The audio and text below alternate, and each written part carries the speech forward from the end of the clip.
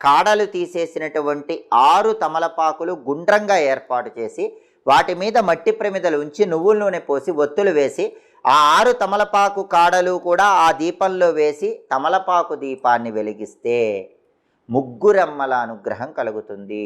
లక్ష్మి, పార్వతి, సరస్వతి ఈ ముగ్గురి అనుగ్రహం కలిగి ఇంట్లో నెగిటివ్ ఎనర్జీ తొలగింపజేసుకొని, దృష్టి దోషాలు తొలగింపజేసుకొని, శత్రుబాధలు తొలగింపజేసుకొని ధనపరంగా మంచి అద్భుత విజయాలు అందిపుచ్చుకోవచ్చు. కాబట్టి తమలపాకు పరిహారం చేయండి, తమలపాకుల దీపం వెలిగించండి, తమలపాకులతో అద్భుత విజయాలు అందిపుచ్చుకోండి.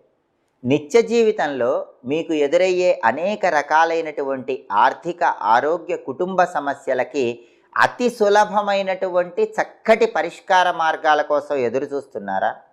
అలాగే జ్యోతిష శాస్త్రపరంగా ఎలాంటి పరిహారాలు పాటిస్తే జాతక దోషాలన్నీ తొలగిపోతాయో తెలుసుకో